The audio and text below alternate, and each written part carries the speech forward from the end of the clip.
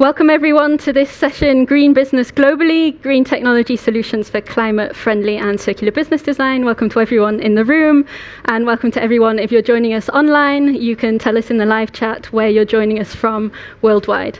My name's Anna Feldman. I'm Climate and Energy Policy Officer at VDMA, the Mechanical Engineering Association in Europe, and with me I have an exciting panel today. We also welcome doing this together with our partner organisation, Future Urban Living, and we're excited to be doing this in the EU Pavilion today. VDMA has often positioned itself as having lots of technological solutions to climate change, and having energy efficient solutions and other emission reduction technologies. And with this background, we asked ourselves last year, how much can we actually contribute? And together with the Boston Consulting Group, we conducted a study, which the result was that if our most innovative technology solutions were actually to be implemented globally in all industrial applications, we would actually be able to reduce just under 90% of emissions from industrial applications globally. Now, we also know that 80% of a product's environmental footprint is determined in the design period. So with this in mind, we wanted to ask ourselves in the 60 minutes that we have in this event, what framework and what incentives can actually be created and implemented in order to incentivize this greener business globally. We have this statistic, but it's not reality at the moment. And also, how can we ensure circularity across global value chains? And we wanted to get the perspective not just from the technology side, but also from the world of the development work and also from markets outside of Europe. So with this in mind, we have our speakers here today. We have Dr. Daniel Chatterjee, who is the chair of our Climate and Energy Committee in VDMA. We have Lu Ying, CEO of Future Urban Living, our partner organisation. We have Malte Lohan, director of Orgalim, the Technology Association for Europe. We also have Vivek Bhatia, who is CEO of ThyssenKrupp Industries India. And we have Andreas Nieters, hopefully in the line. We maybe have some technological issues, who's senior advisor for the Climate Change Competence Center for the German development organization GIZ. So we have a 60-minute session today. Each speaker will give 5-minute impulse, and then we will have a question and answer round. We will be using Slido for this session, so you have any questions, either in the room, scan the QR code, or if you're online, feel free to submit your questions, and we will take these at the end. I would ask all speakers to keep their replies to a maximum of 1.5 minutes so that we can allow each speaker to answer to the questions. So with this in mind, I'll go over to our first speaker, Dr. Daniel Chatterjee, who is also Director of Technology Strategy and Regulatory Affairs at Rolls-Royce Power Systems, and is the chair of our Climate and Energy Committee in VDMA. Floor is yours. Thank you, Anna. It's a pleasure to be here. And we have the slides. Yeah. I would like to start with maybe a bit broad sentence. I think the picture shows we have just one world, and we are on a point, and I believe I speak at that point for our industry, and I think that's consensus for most of our industry, that there's no excuse for not knowing about this or doing about this. So there's no excuse, and therefore I like that phrase from Desmond Tutu, which just captured it quite well. So that's, I think, the moral commitment, the obligation we have also as an industry, as a part of a society, and then clear the world is changing. So I took that picture, which just shows that worldwide, clearly in the EU, we're in the EU pavilion, there's a very ambitious targets with carbon neutrality 2050 and to reduce carbon emissions by 55% in 2030. But with the Biden administration, we've seen also ambitious targets in the US, and I would raise even China, knowing even they're very much often criticized, but there's also a statement on carbon neutrality. And we heard about statement on not investing in coal for foreign projects. And on the one hand side, you could say it's not enough, and I think that's also what is the ambition level we need to increase on COP. But there's a lot so on going on. And we as an industry, for us, it's clear markets and the world is changing. And from the perspective of the mechanical engineering industry, there's a huge potential just in technologies. So if you just look on the emissions of the BRIC and OECD states, 35 gigatons per year, there's technology out there like low power carbon generation, photovoltaics, wind, economic viable technologies as heat generation. And there already, if they could be rolled out globally, would be lead to a reduction of roughly 30 gigatons per year. And then clearly there are costly technologies. They're not completely mature yet, starting with electric cars. So they are mature, but they're not costly. Cost-wise, there should be green fuels, so like CO2 neutral fuels, and clearly carbon capturing. So there are more technology. At the end, this would reduce by roughly 85% those emissions. And so that's the good news. The technology is there, but not in the market. So they have no effect yet. And there's a second point there, especially for the industry. There's a huge market there. We're speaking about 10 trillion euros in the next 30 years, which this market can generate. And I think that's a strong push to do that. But clearly the question is, how can we translate this potential into reality? So there's a topic on finance, and we come later to that. Is it possible to use that technology on a global scale, which would be the end required to really have a CO2 impact? And I think with that, I'm looking forward to the discussion we will have today. Thank you. Great, thank you very much. Now I'd like to introduce our next speaker, Lu Ying, who is CEO of our partner organization, Future Urban Living, and she operates in the intersection of circular economy design, business strategy, and frontier tech. And she helps organizations in her current role turn climate challenges into new, more circular ways of creating value. And she's going to tell us a bit about how she does this. Thank you, Anna. And hello to everyone from my side as well, here live in Glasgow in this room, and our virtual audiences across the world. As Anna introduced, my name is Lulu. I'm the co-founder and CEO of Future Urban Living. And we operate at the intersection of these areas. So here in this slide, you can see circular economy, design, business, tech. And one of the questions we do get asked quite a bit is why this mix of multidisciplinary approach. And the answer is because in a challenge like climate change, we really do need to have different sectors, disciplines, schools of thinking, acting together. So this is the premises of where we're operating from today. And all eyes are on COP26 Glasgow, obviously, and I'm sure you have followed the conversation over the past days.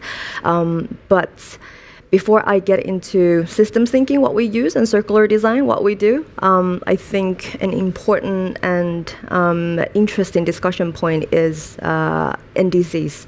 So according to the latest emissions gap report by UNEP, just released before COP, we know that even if we did combine all NDCs together, we would only be able to remove 7.5% of the projected emissions by 2030.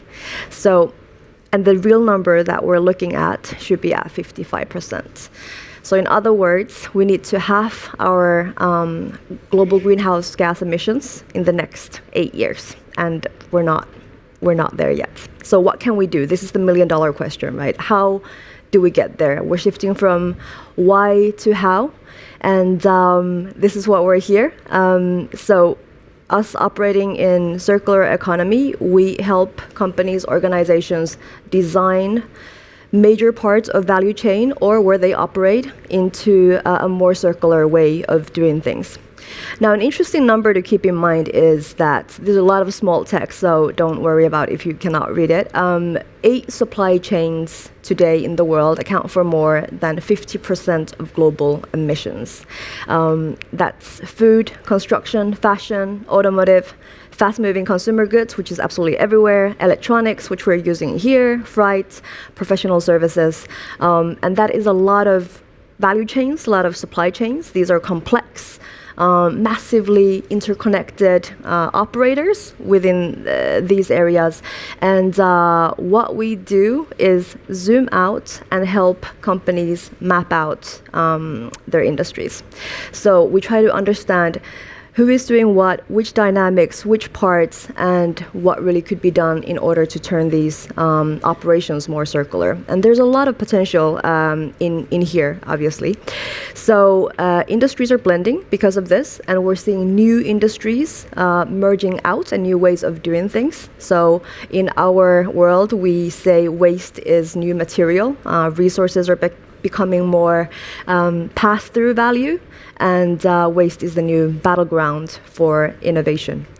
So with this, in our work, what we do, instead of focusing on the traditional business, or in design, focusing on traditional user-centric design, so thinking of the users, thinking of the end consumer, we zoom out, we take into the consideration the local context, which might be the local community, infrastructure, city, geopolitics, and even more out to the natural ecosystem, which is the actual nature.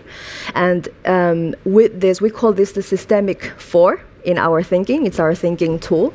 And with this, if in the traditional business world we would ask questions, let's say, if I'm a traditional shoemaker and I want to become more sustainable, the questions I would ask as a business leader would be, okay, how can I make sure that my sources are carbon-free, where I'm sourcing my materials? What if my shoes end up costing more money? And my customers aren't willing to pay for it? Who's covering the risk? Who is the biggest benefiter of my investment? These would be very realistic, practical questions I would ask from a traditional point of view.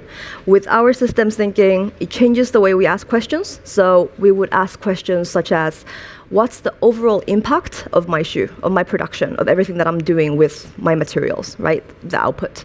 How can I design my shoes in a way that I would not use any new materials, for example? How do I share the risk and the benefit across my value chains with my partners, with my suppliers? How do I include our users, customers, to be part of that feedback loop? Is it even shoes that they really want, or could it be something else? So this changes the narrative for us quite a bit, and this is where we're operating in. So when we apply this in industry, this is an example of an automotive. It's a chart, but we can apply it across different industries and get out very interesting pain points. And once we understand them, try to re-loop and redesign the way these value chains are operated in today. So that's the main message of what I'm trying to say and where we are today. And finally, I wanted to say that materials use, which is where we focus on, is heavily connected to climate change. And in changing the ways we produce and consume, we are able to reduce nearly 40% of all global emissions. So there's real potential in here, and that's why we need to design our value chains to be more circular. Thank you. Great, thank you, Lou. So another very interesting presentation where we have a solution for how we could reduce emissions, quite a different approach. I'd like to go to our next speaker, Malte Lohan, who is the Director General of Orgalim, and speaking for innovative companies in mechanical, electrical, engineering, electronics, and metal technology across Europe.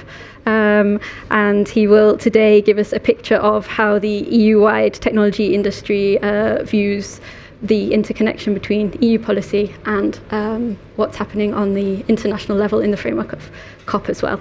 So, Malte, the floor is yours. Thank you, Anna, and very good afternoon to everyone in the room in Glasgow, and of course to everyone joining virtually today. It's a pleasure to be with you and to offer a view from Brussels, as it were, both literally, because that's where Orgalim is based, but more importantly, Brussels as the home of the EU, where Orgalim represents the ICT, electronics, electrical engineering, mechanical engineering, and metal technology sectors. That's 770,000 companies in Europe, constituting about a third of Europe's total industry, including a third of Europe's exports to the rest of the world. As Mr. Chatterjee pointed out, our technologies are at the heart of global efforts to address the climate emergency ahead of us. Without these technologies, the ambition to become carbon neutral simply will not be achievable. And Europe, of course, is taking an important lead on this. And I think it's well known. We are in the EU pavilion. After all, we want to become the first climate neutral continent by 2050. We now have binding legislation that sets in stone EU's commitment to climate neutrality, including an intermediate targets to reduce our net greenhouse gas emissions by 55% by 2030. And we're in the process of developing a whole series of legislative instruments to achieve this. And Orgalim welcomes this ambitious agenda. We know that we are only one investment cycle away from 2050. And the level of investment in clean solutions that we are seeing today is simply far too low. The EU alone will need around 470 billion euros per year of investments to fulfill its 2030 climate and environmental policy goals. Let me offer three perspectives from European industry on the role that policy can play to make this happen, and some of the lessons that also other parts of the world might draw from this. On carbon price, on sustainable finance, on circular economy. Carbon price. Carbon has a cost. It needs a meaningful price that rewards clean technology innovation and deployment. And Europe has made significant progress on this, again, as is well known, but we can't do this alone. The global market today simply doesn't sufficiently incentivize carbon reduction. Less than a quarter of global greenhouse gas emissions are covered by carbon pricing initiatives. So we need a stable, predictable investment environment for global carbon pricing instruments to be expanded and to be aligned in the future where possible. And that's where, of course, Article 6 of the Paris Agreement is so important to create a policy foundation and to ultimately create a global price on carbon. We think the logic for this is compelling, and we call on the EU to work with all the other leading economies to make progress on this without delay. Second, sustainable finance. Again, the EU has taken a leadership role on this with the development of a so-called taxonomy for sustainable finance. And the aim is simple. It's about creating a standard definition of economic activities that are green so that investments into those activities can be incentivized and can be prioritized over other areas. Europe's approach on this has the potential to become a global gold standard. And so it's critical to get this right. And let's be honest, this is work in progress. Currently, I would say the jury is out. It can act as a huge opportunity for better uptake of technology, but it can also become a barrier considering where we are today. The enabling role of the machinery sector, of industrial automation solutions, of electrical equipment is just not sufficiently recognized in the current work. And this is despite the fact that, as we heard before, these technologies can contribute upwards of 80% to of the greenhouse gas emission reductions that we need to see. So this has to be fixed for Europe's sake, but also as an example for the rest of the world. Finally, circular economy. The EU has an ambitious circular economy action plan, including what they call a sustainable products initiative, with a whole series of measures that will further optimize the way resources are used throughout the economy, and in the process to foster the deployment of new technologies. This will be driven in a large part also by digital solutions, for example, for product information, so-called digital product passport, with a simple goal, which is to ensure circularity across the value chains by standardizing the flow of information using digital channels. To work, such a digital product passport has to be designed in close consultation with the industry, because there's plenty of things that can go wrong unless this is carefully thought through. And again, this is work in progress, so the jury is out, but an exciting example that will be set here by Europe. If we get these three priorities right, I think we have a huge opportunity to lead the global climate transition and to show that it can go hand in hand with sustainable economic competitiveness. Most of the work is still ahead of us. And so the stakes couldn't be higher, and we are fully committed as Orgalim, together with our partners across Europe, to be playing our full part in that process. Great, thank you very much, Malta. Now we'll go from a very European perspective to a perspective looking at global markets. We have our representative from ThyssenKrupp Industries India, Vivek Bhatia, who should be on the line now. Vivek is Managing Director and CEO of ThyssenKrupp Industries India, and he's here to talk to us about what is needed to reach the transition and develop towards carbon neutrality in India, and the framework that we see around this. So, Vivek, the floor is yours. Thank you, Anna. And firstly, it's a pleasure to be joining the session today, and thanks to VDMA for giving me this opportunity. And also, let me wish everyone the very best for a very happy Diwali. It's a very special time of year in India, and it's particularly auspicious. So I'm hoping that, through COP26, we really make great progress. It's also the reason why I chose not to be there in person, and perhaps not a bad thing, because when I did the calculations, I probably saved around 1 ton of carbon by avoiding the flights. So coming back to the topic, and I think Daniel started it off on a very, very pertinent perspective. And I go back to my student days when there was COP8 in New Delhi, and one of the statements in the Delhi ministerial announcement at that time was that we have to facilitate access to technologies for avoiding emissions and climate change impacts. And that is really true even today. And I think the only question is, how do we accelerate this process, and how do we really make sure that all these technologies, which can help us avoid almost 90% of emissions coming out from OECD and BRICS, how can we accelerate the adoption of these technologies at scale worldwide? My fellow speakers touched upon this in some ways, but let me put it very sharply how I see it. And there are 3 things I want to emphasize. First and foremost, I think we need a framework which allows us to measure and indicate what is the embodied carbon in various products and services. This is extremely important. I know it's equally challenging, but without this perspective, nobody as a consumer or a business will be able to distinguish between a high emission product or service that he's consuming versus a low emission product or service. And to me, this is really the starting point of a change and transformation that we are seeking to achieve. Second, with this knowledge, we need to create a level playing field.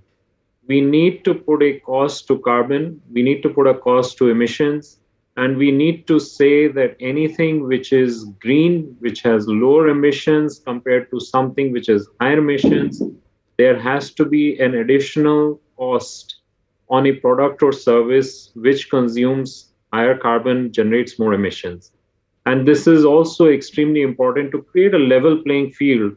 When someone is adopting a more efficient technology versus a less efficient technology, we must put market forces at work to create that balance, so that as a consumer, you are able to easily make that choice of a lower carbon source. At the same time, doing this, and we have to figure out what kind of market mechanism, government regulation, taxation, what will be the means of creating this cost of emission, cost of carbon. But this will also create a certain fund pool, and which brings me to the third point, where we really need to make sure that there are funds available to enable this transition in industry from high emission technologies to lower emission technologies. We all know that in the capital goods sector, in the machinery sector, everybody who invests in a plant is looking at a life cycle of 25 to 30 years of operation from that plant. Now, we can't wait for 25 to 30 years for end of life of a particular plant and then start with a new plant or new process or a new way of working which has lower emissions. We need to make that transition faster, ideally now, if not yesterday. Now, to make that transition, therefore, we need to have funds on the table whereby we can help industry, we can help players make that transition in a meaningful way, and it will take a lot of investments. And there are lots of figures out there. Somebody says it's upwards of 500 billion, somebody says it's going to cost 1 trillion in totality. The numbers are out there, all the numbers are large, but the fact of the matter is, as of now, we don't have any global fund or means to pay for this transition. So, if I were to summarize again, firstly, we need a very clear assessment of what is the embodied emissions when we take a product or service. Second, we need a very clear approach on how we are going to create a level marketplace so that green products are not at a disadvantage when they're competing against products which are coming out from traditional processes and traditional methods. And thirdly, we need to be prepared with funding to facilitate this transition towards greener technologies. Otherwise, what was earlier mentioned, that there are technologies available that can help us avoid these emissions, they will remain on paper.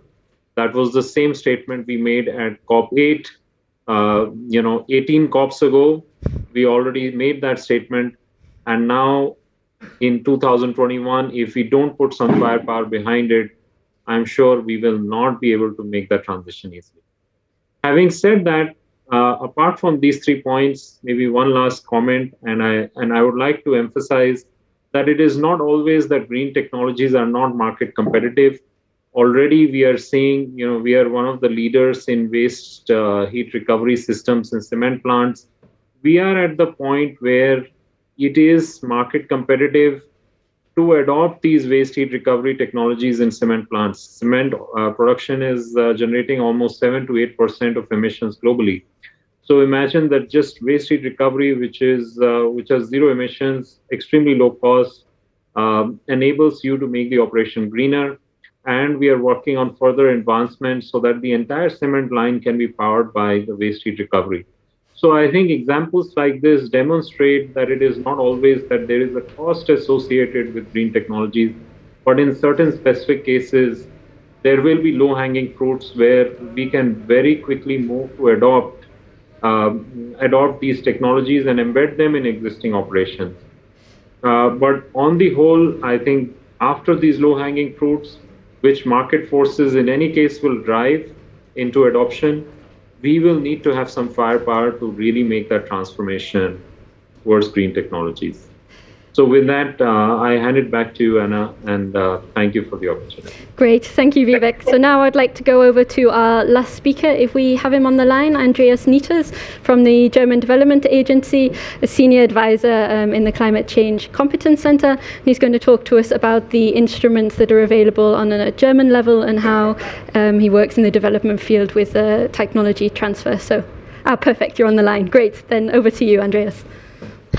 Thank you, Anna, for inviting me, and hopefully you can hear me. Can you hear me? May you confirm it, please, quickly? Okay, that's good, because I had some likely troubling here with the technical support, but now it's working. So I would like to bring in some experiences and initiatives from our German perspectives.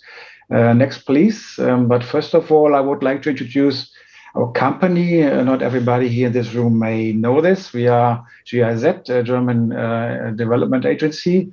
We are a public benefit federal enterprise, and we offer we are a global service provider in the field of international cooperation for sustainable development. So GIZ supports on behalf of our German government in many countries over the world. It's about 120 countries, services in regard to public and private cooperation. So next, please. Sorry. Can you go back there? The first one I would show to you, the first initiative, it's so-called Lab of Tomorrow. The Lab of Tomorrow guides international private sector business ventures to solve concrete problems in the developing and emerging countries. The lab provides processes and tools that enables entrepreneurs from emerging markets in cooperation with EU companies to jointly seize business potentials. How do they work? They offer 3 phases. First, They are checking the identification of business opportunities in the development markets. Then they will offer some kind of workshops to formulate some concrete projects, and then they will offer incubation programs to support local companies to bring in green technologies. Next one, please. The second experience from our side is the Export Initiative for Green Technologies by our Ministry of Environment. There we are working in many countries to transfer good experiences from Germany and Europe to bring in new technologies in other countries in following sectors, for example, water, waste management services, or circular economy, also resource efficiency or sustainable building sector. Next, please. This one you may know, Develop PPP, Develop Public-Private Partnership. It's a program that we are implementing for many, many years in about 100 countries worldwide. And here it is a bit different than the two one before. And these two one before, we are offering services by our company here and Develop PPP. It's a kind of, we are looking for contributions, therefore public-private partnership from the private sector. So the public sector will bring in 50% of the possible funding, and the private sector has to also support 50% from her side. So the last one I would try to show you rapidly is a new one. It's a Prevent Waste Alliance. This Waste Alliance strives for the prevention, collection, and recycling of waste in different countries. Was launched in 2019 and will be supported by our ministries as well. Last but not least, kind of summarize, I would finally focus on how our work, how GIZ is supporting these greener business operations globally. So first of all, to incentivize greener business operations, technologies it's not sufficient. So we need, beyond technology transfer, also some kind of software and capacity building. This is what GIZ is offering to support companies, owner of hardware, to bring in as well capacity building in cooperation with public and private actors. And then I will give back to Anna. Thank you very much. Great, thank you very much, Andreas. So I think now we've come to the end of our 5 speakers, and we've heard different suggestions for both technology transfer, for projects working in public-private partnership. We've also heard the call for a carbon pricing system globally. We've heard the role that sustainable finance and a taxonomy on European level would have to play, and we've heard how also systemic thinking could change business models to a more circular model. So my question here to all of the speakers actually is, how are these different designs compatible with each other? What do we actually need in order to attain this goal of, you mentioned I think 40%, Lou, you mentioned nearly the 90%, Daniel. What is it that you would concretely call for as an incentive which would reach these targets? Perhaps I'll go in the room first, Daniel. Yeah, I would really again starting with the EU, because you were probably also with that idea to become a role model. I think that's a starting point, but clearly is not enough. So EU is roughly 8% of the global CO2 emissions. So I think there need to be outcome of that. So one is scaling, cost scaling of technologies. Maybe one example is renewable energy, where in the last 10 years we have more than 80% cost reduction, and now this is a technology which I would say can globally be cost-effective used. The next one is really generating a global market, and for that really, and we heard that from the colleague of ThyssenKrupp, we need to think about how this can be done, and I will bring maybe one example. That it's power to X, hydrogen production, renewable fuels out of that. There's technology into that, scaling, but at the end, that's a huge opportunity for a lot of countries who have much better conditions to produce those kinds of fuels, and at the end, transfer it to hydrogen and make renewable energy as a global trading. system. And I think that's just one example. So we need to look how to generate markets. So out of that, and again, we mentioned already Article 6. I think that that's an incentive also for companies, if properly done, to really invest also in maybe other countries to bring CO2 emissions forward for that. Great, thank you. And Lou, you're working more focusing on shifting companies towards a circular perspective. How do you see this fitting in with the incentives we've been talking about? So, first of all, I think that's a great question. Ultimately, what you're asking is how can we all work together and make this climate transition, right, with the available technology that is already there. And from my opinion, the best projects that we genuinely can do today are coalitions. They don't have to be actually established coalitions, but what I mean is actual real partnerships where we have win-win strategies, aligned goals, we have agile models, we're using these technologies with a real mission in mind. So there's a lot of talk about technology today, what can be done, but I always like to challenge and ask, what's the real purpose of that technology? Smart city, okay, but for what, right? Like smart layers, smart homes, or production sites. What's the end goal in here? What you're trying to measure?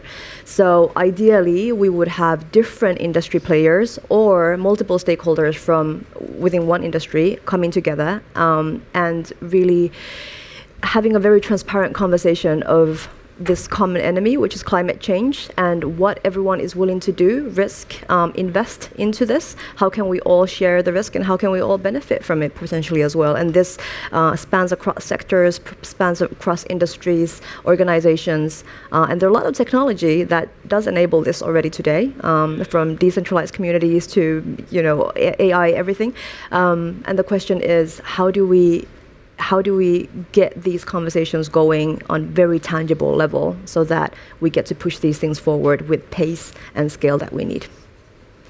Great, thank you. And I'd now like to go to Malta in Brussels and ask you also to pick up on this. So you mentioned also the need for a global pricing mechanism. What do you feel is missing that this could be concretely implemented? What on the EU level is missing? So you're calling for this, but it's not reality yet. Yeah, maybe to try and kind of connect the two questions. To me, it comes down to deployment of technologies which are already here. So we heard a lot about the potential of what already exists today, but simply isn't out in the market yet. So it's about deployment of those technologies in the market, and that, to me, ultimately comes down to investment. Even with all the available public funds, if I'm looking at the European context, all the available funding that is foreseen as part of Europe's emergency recovery plan after the COVID pandemic for the climate transition, we're covering less than 10% of the investment needs we need for our 2030 and 2050 goals. So the vast majority of those investments is going to have to come from the private sector. It won't come from the public sector. And to do that, we need the right policy and regulatory environment where these investments are going to be incentivized. That's what, of course, what the carbon price is about, and that's what the sustainable finance taxonomy that Europe is developing is about. And so if I look at this a little bit outside of the European context alone, we need Europe to work together with other parts of the world on a common global taxonomy, common global standards around what is sustainable economic activity. And we have a platform for this. We have an international platform for sustainable finance. We have especially on the EU-US dialogue, we have a high-level group on climate action. We have the G7, we have the G20, we have COP26. So we have plenty of platforms where this could be moved forward. I would like that to be a much bigger focus than it is today. And starting with getting it right at home in Europe. That's where I come back to the earlier point. That's why it's so important that whatever we manage to do in Europe is watertight and is really fit for purpose. I'm not convinced that's the case yet, but unless we get that right, we won't have this gold standard to bring to more international discussion and to roll that out in order to incentivize deployment globally. Great, thank you, Malta. This is interesting, isn't it? I think almost every speaker's actually brought up the point of financing. We're missing some key crucial point that's actually leading to investment in these technologies and financing globally. I'd like to go to Vivek next. You also brought up the problem of a gap in financing from, was it 18 COPs ago? What would you like to see being introduced which would lead to the necessary amount of financing? Is it, as Andreas mentioned, public-private partnerships? Is it some form of sustainable investment platform globally? Is it carbon pricing? What would you see from your perspective as ThyssenKrupp Industries India that would actually lead to investment in these cleaner technologies? Yeah. So firstly, Anna, I would like to say that we are at a very, very nice point in time. After a long time, I would say governments are committed, citizens are activated. We are seeing so much activism around this topic worldwide and also in Glasgow. And thirdly, I think industry is also committed. So I think all the three important stakeholders are aligned towards action. Earlier in the COP, we had Prime Minister Narendra Modi mentioning that, India will aim for net zero by 2070. I think it's a very significant commitment that has been made, along with 4 other things that he mentioned. Now, I do believe financing is key, whether it is through public-private partnerships or whether it's publicly funded, whether it's privately funded. Without significant commitment of capital, this transition will not happen and will not happen at the speed at which we need it to happen. But I just want to go back to the first point I made. I think really the starting point in this entire conversation has to be awareness of what is the embodied emissions. Without that piece of information, it becomes very difficult to say which is the technology we are going to incentivize, which is the value chain we are going to incentivize. Just to give you an example, certain savings can be achieved simply by realignment of value chains. Today, a lot of things are moving through logistics, even though the embodied emissions of a raw material might not be that high, but if you're moving it to 1,000 kilometers, you're unnecessarily adding emissions in the process. So the awareness of embodied emissions is really, to me, the starting point of transformation, and we have to get that right, and we have to do that as soon as possible. That, I think, requires not a siloed approach. It cannot be that the EU is doing something or the US is doing something or India is doing something. I think very quickly we have to get together and come to a consensus on how we are going to measure it. I don't think it will be a perfect approach, but we need an approach that everybody agrees to, and then we just have to implement it. We can always improve it. We can always refine it. Once we have that, we will know how and where we can direct capital, because capital is always going to be scarce. So you want to put it in areas and topics where we will get the maximum bang for the buck. Great, thank you very much. So I'd like to come back to the point of embedded carbon in a minute, but I'd just like to go to Andreas to ask the question about how you, from a development perspective, with the different projects that you accompany as the GIZ, how you both experience financing the projects and where you think that this needs to go in order to improve financing in the future. Yeah, thank you for the question. First of all, GIZ is not a technical provider, and we are not also not a bank, but we are working as international cooperation agency, bridging the gaps between finance sector and also technology providers. Our main issue, as Malte mentioned before, is working in policies and regulation environments. So our main partners are the political ministries of the countries or in the regions, as in India, for example. And there we are supporting these partners, political partners, in bringing in new regulations or policies or a framework for these market aspects, like, for example, ETS systems or Article 6 discussions, or even MRV systems in the country to measure the ongoing impacts on greener technology impacts.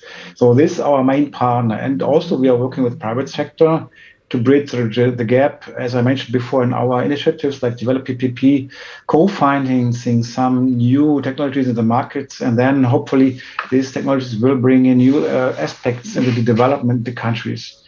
And at least in regard to the finance sector, we are many of our partners also in the countries are development banks, multinational development banks, or even national development banks. And there we are bridging the gap, kind of working out bankable projects. So, for example, energy audits in different companies or sectors, training people how to do this. Build on that, we will bring in some business cases or bankable projects, support them by studies or feasibility studies from our side, or in these kind of cooperation platforms, co-financing some business cases or studies, and then handing them over, let's say like this, to the banking sector, hopefully to finance them. And there we have also other programs, like, for example, access to GCF Climate Fund or NAMA Facility, or even other cooperation projects. So we are looking, first of all, how's the situation in the country, what is the enabling framework, then what's the gap between private sector bank and the political system, then working out some ideas and projects, hand it over to the banks, and hopefully then at least the banks, even commercial banks, will finance these green technologies transfers. That's the way of our work, but I have to confirm also it's very complicated. In many countries, the situation is not like in Europe or even Germany. So the situation, at least the enabling situation to finance technologies, is not that good as we would like to see it. Thank you. Thank you. And I think I'd like to follow up with a question. We have two company representatives in the round. So just to pick up on this public-private partnership, I'd just like to ask a bit off the cuff how you view this. Are you involved within the company in this? Is this a one way in which you see the future of financing the technology transfer around the world? Daniel? For me, there are two phases always. So I think especially the public and private partnership is necessary to kick off everything, to scale technology, everything. But at the end, we need, if we talk about 2050, we need a market-based system where technology makes a business case. And I think we have a great momentum. Just remembering what was announced on COP, $130 trillion from major financial institutes for green finance, which is 40% of their assets. And I would come back what we heard already. The challenge is, but now, how to assess what is sustainable? We have not yet the measure. And also, if you look closer to the taxonomy, which was at the moment mentioned, there has not really been measured that you see how much CO2 is some activity doing. So this is still maybe just the first try in that sense. So I would really, from that point of saying, yeah, we need to kick off that, but at the end, we need to have, most of the capital is what today the private capital, and we need to have the measure, what is really green and to come, and would also add to that point of circular economy, and we should not forget and stop there. It is not a benefit if at the end we have, for example, have green cars here with batteries, and we create a lot of problems with the raw materials. So we cannot stop just with CO2. We need to really have the full view on sustainability, and at the end, I mean, circular economy is just a way not to use too much resources. So that shows also what the challenge is. Wasn't completely the answer also on that, but I think that's an important point. Okay, but to pick up on this point and the point that Vivek mentioned already in this discussion on carbon within a product, I'd like maybe to go to you, Lou, because you look at the emissions content of a product, not when it is already a product, but when actually you're in the design phase and you look at changing it on a systemic way. How would you like to respond to these 2 points that we need to look at? So, in terms of funding and also private-public collaboration, do we need that in our field? Absolutely.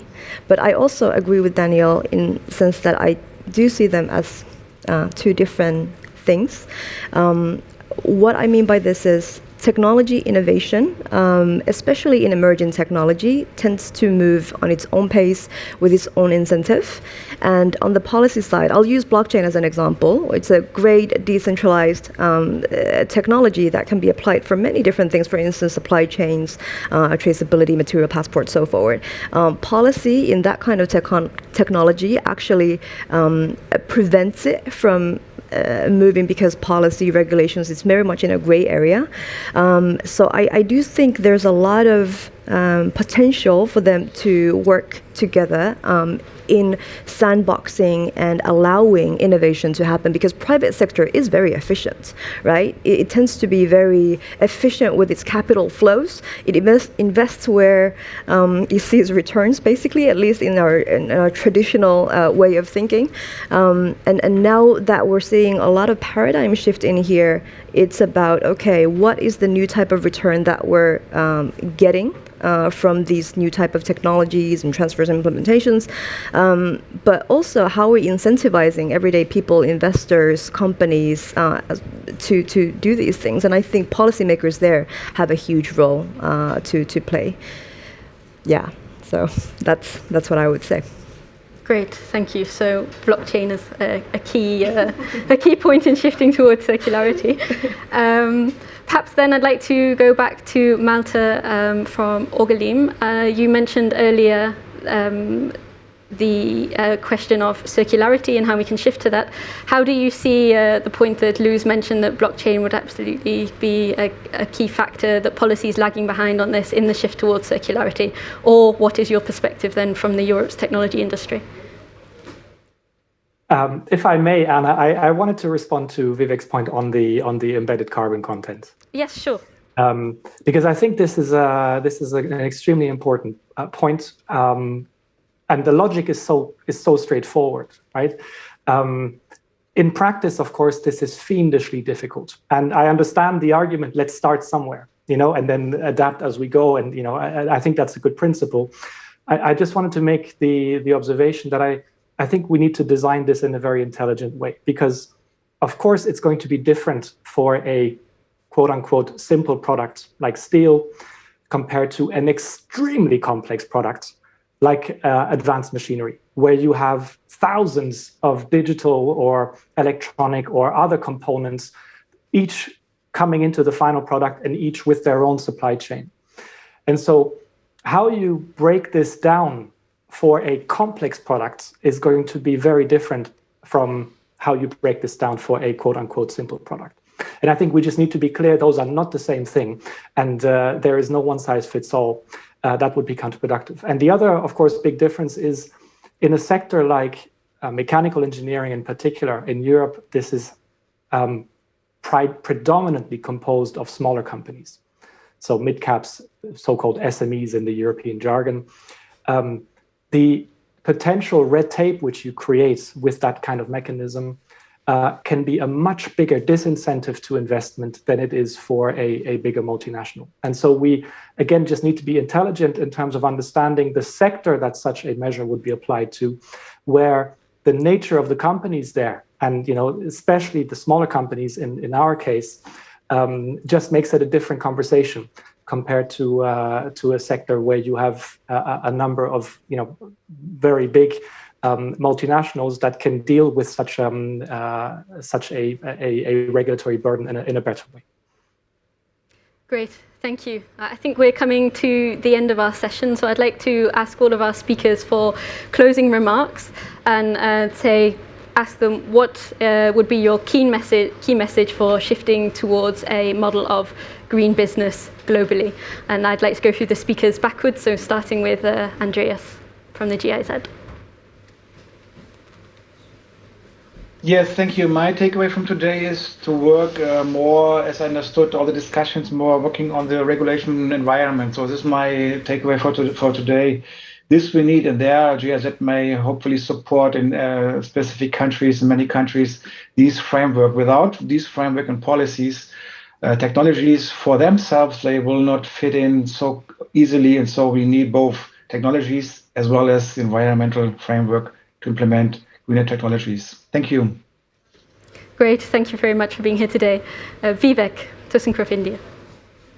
Yeah, thank you, and very interesting discussion. And I would like to say, listening to all the speakers, I think we all have a sort of clear idea of what needs to be done. And my personal opinion is we have known what needs to be done for some time now. It's not that we have suddenly discovered it. So therefore, my most important message today would be that we have to break the inertia and we have to get going. Let's not wait for perfection, but rather focus on action. And we will have the next 15 years to achieve perfection. But any time lost in implementing and adopting something that is progressive from a climate perspective is time lost and is frankly too much carbon in the air. So let's get started. We will figure it out along the way, but let's not wait for perfection. Let's rather prioritize the action. And that would be my biggest message. Great, thank you. Back to you, Malte from Oberlin. Yeah, I like that. And so the way I would put it is we need more of a sense of urgency than we have today. I think it's obvious. It's easy to say and hard to do. To me, the main missing ingredient to get more sense of urgency is to get the right incentives into the markets. We talked about different incentives in these conversations in terms of carbon price, in terms of sustainable finance definition, in terms of embedded content, in terms of circularity policies, and so on. All of those are incentives. We need to get those right, because unless the incentives are right, we will not be able to accelerate the investment and deployment that we talked about. Great, thank you very much. And then over to you, Lou, in the room here. Thank you. Perhaps following that a little bit, a follow-up on that, I think my main message today would be a quite personal one. I grew up multiculturally, and the reason why circular economy to me personally is such a powerful tool is because it is able to actually align a lot of different values and stakeholders from different backgrounds and contexts. So both developing, developed world, it incentivizes different operators to see it as an economic model, not just to discuss about climate change as an ideology. And I think this is very important, especially in Europe, where we tend to talk about it as something as just we should do, we should reduce, but many developed nations don't necessarily see it the same way. So to bring it into a conversational level where we can be aligned on a way of doing things, both environmentally and economically and socially benefiting. I think that's the key of what we need to do. Great. Daniel. Yeah, from my perspective, I would say we are really in a special moment or situation. So I think today it is clear the topic is on the top of the agenda. And looking into the industry, into the finance side, I think the willingness, the technology is also there. So the question is now, how do we unleash this potential? And I would like come back to I think we know that economic markets are efficient, and that's probably the challenge. How do we transfer that classical efficiency, just only profit, now to also that CO2 has a value and reduction of CO2 becomes an incentive of its own? And with that, I think we would be able to unleash the potential which is there, and we could get a great contribution from what finance, industry, and technology can achieve and support in the climate transition. Great. Thank you very much to all our speakers. So key message seems to be action is needed now, and we need the incentives to be there yesterday in order to actually have the technology on the ground. So I'd like to thank all our speakers once again. Thank you to the EU Pavilion for hosting us today. And yes, thank you.